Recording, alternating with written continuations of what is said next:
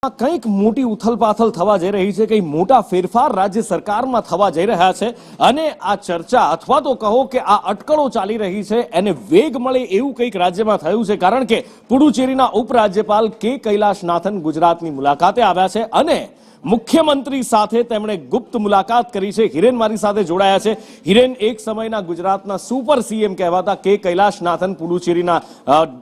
ઉપરાજ્યપાલ છે, પણ એમ છતાં પણ જ્યારે રાજ્ય સરકારમાં ફેરફાર અથવા તો કોઈ ફેરબદલની ચર્ચાઓ ચાલે એ વખતે મુખ્યમંત્રી સાથે એમની ગુપ્ત બેઠક શું ઇશારો કરે છે?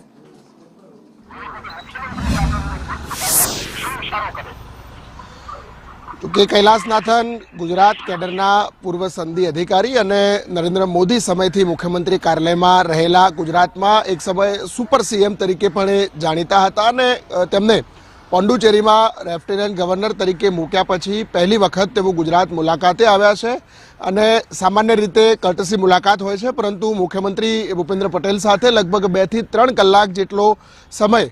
મીટિંગ કે કૈલાશનાથનની ચાલી હતી, જેની અંદર ગૃહ રાજ્યમંત્રી હર્ષ સંઘવી અને મુખ્ય સચિવ પંકજ જોશી પણ હાજર હતા। આ બેઠક ઉપરથી ફલિત થાય છે કે ગુજરાતમાં આવનારા દિવસોમાં જે રાજકીય ફેરફારો થવાના છે, આ ઉપરાંત વહીવટી બાબતોમાં પણ જે કેટલાક ફેરફારો કરવાના છે એના સંદર્ભે આ મુલાકાત હોવાનું માનવામાં આવી રહ્યું છે। સવારમાં લગભગ 11 વાગ્યાની આસપાસ કે કૈલાશનાથન મુખ્યમંત્રી નિવાસસ્થાને પહોંચ્યા હતા અને ત્યાંથી લગભગ 1:30 થી 2 વાગ્યાની આસપાસ તેઓ ત્યાંથી પરત થયા હતા। મુખ્યમંત્રી ભૂપેન્દ્ર પટેલ અને ગૃહમંત્રી હર્ષ સંઘવી પણ આ બેઠકમાં તેમની સાથે અને બેઠક પૂરી કરી એક જ ગાડીની અંદર પણ તેઓ મુખ્યમંત્રી નિવાસસ્થાનેથી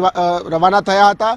આ ચોક્કસ દિશા નિર્દેશ કરે છે કે આવનારા સમયમાં, એટલે કે સંભવતઃ એપ્રિલના પહેલા અઠવાડિયામાં જે ફેરફારો થવાના છે, રાજકીય ફેરફારો અને સાથે વહીવટી ફેરફારો પણ એટલા જ થવાની અત્યારે ચર્ચા ચાલી રહી છે। આ તમામ બાબતો વચ્ચે કે કૈલાશનાથન કે જેઓ એક સમયે સુપર સીએમ ગુજરાતમાં ગણાતા હતા, એમની મુલાકાત મહત્વની ગણવામાં આવી રહી છે।